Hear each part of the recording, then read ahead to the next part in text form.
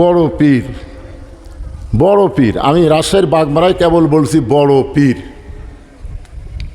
সাথে সাথে আমার মুখের কাছ থেকে সভাপতি মাইক কাড়ালিস। তা আমি তো আর জানি না, ওরা আহলে হাদিস জানি না, বুঝলেন না, প্রথম গেছিলাম। তবে হুজুর বড় পীর কোরআনের কোন জায়গাত আছে? আমি বললাম নাই। তো যেটা কোরআনই নাই সেটা কোরআনের মাহফিল আপনি বলেন কেন? আমি বললাম ভাই আমার ভুল হয়ে গেছে ভাই, আমি তওবা করতেছি, মাইকটা দেন।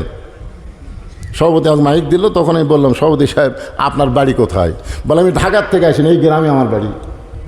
আমি গ্রামের কোন জায়গা? কয় বড় মসজিদের কাছে। আমি বললাম বড় মসজিদ মানে? বলে আমাদের গ্রামে 3টা মসজিদ আছে, আমার বাড়ি যে মসজিদের কাছে এটা হলো বড় মসজিদ। বড় মসজিদ কোরআনের কোন জায়গাত আছে? তো আপনি 3টা মসজিদের মধ্যে একটা মসজিদকে যদি বড় মসজিদ বলেন, কোরআন হাদিসে নাই, তাহলে আমি বড় পীর বললি মাইক কাটে নিলেন। নাম হলো আব্দুল কাদের জিলানী। জোরেকার নাম কি?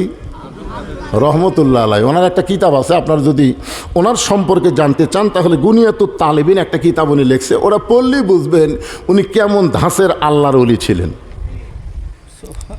উনি কেমন মানের আল্লাহর ওলি ছিলেন। এই গুনিয়াতুত তালিবিন যখন পড়বেন তখন বুঝবেন গোটা কোরআনের নিঃশ্বাস একটা কিতাবের মধ্যে উনি ফুটে তুলেছেন। বলেন সুবহানাল্লাহ। মসজিদ নববীর পাশেই সবচাইতে বড় গোরস্থান, ওই গোরস্থানকে বলা হয় জান্নাতুল বাকি। জোরে বলেন গোরস্থানের নাম কি? ওই জান্নাতুল বাকি জিয়ারত করতেছেন।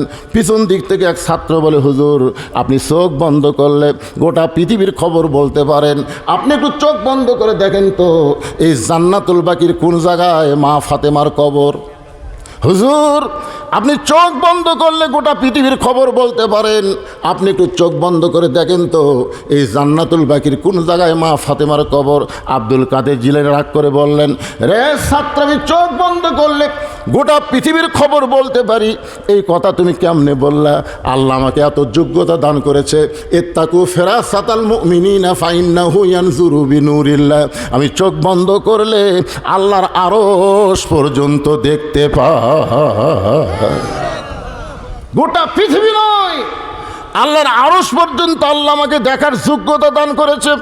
যালিকা ফাদলুল্লাহি ইউতিহি মান ইয়াশা আল্লাহু যুল ফাদলিল আযীম।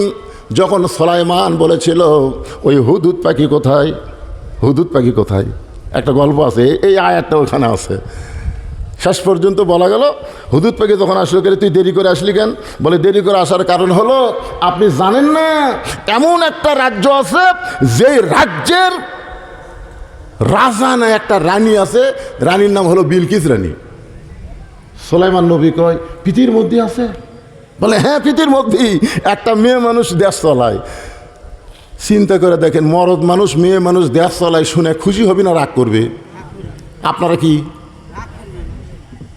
খালেদা জিয়া, শেখ হাসিনা, আবার সামনিকে মরদ। আল্লাহ কোরআনে বলেছে আর রিজালু কাওয়ামুনা আলান নিসা। সুলাইমান নবী রাগ করে বললেন পৃথিবীর কোনো রাষ্ট্র কোনো মেয়ে মানুষ চালাতে পারে না। এই কথা তিনি বললেন। আমাদের নবী বলেছেন মা তারাক্তু বাদি আলা উম্মতি ফিতনাতুন আদার আলা রাজুলু মিনান নিসা, রাওয়াহুল বুখারী কিতাবুল ফিতান। রাসূল বলেছেন আমার পরে আমার উম্মতের জন্য সবচাইতে বড় বিপদ হলো পুরুষ মানুষের জন্য নারী নেত্রী হওয়া। এটা আমি বলিনি, আল্লাহর নবী 1400 বছর আগে বলে গেছে। চিন্তা করছেন? তো বিলকিস রানী আমার কাছে আসার আগেই ওর সিংহাসনটা আমার কাছে কে এনে দিবার পারবে? তখন এক জিন বলল কালাই ফিরিতু মিনাল জিন, কোরআনের কথা, যে আমি এনে দিবার পারবো। তো সুলাইমান নবী বললেন তোমার কত সময় লাগবে? বলে আপনি যে সিংহাসনে বসে আছেন সিংহাসন থেকে উঠবেন আর বসবেন, এর পূর্বে ওই হাজার হাজার মাইল দূরে সিংহাসন আপনার দরবারে হাজির হবে। সমস্ত মানুষেরা বলল হায় হায় রে, আল্লাহ জিনও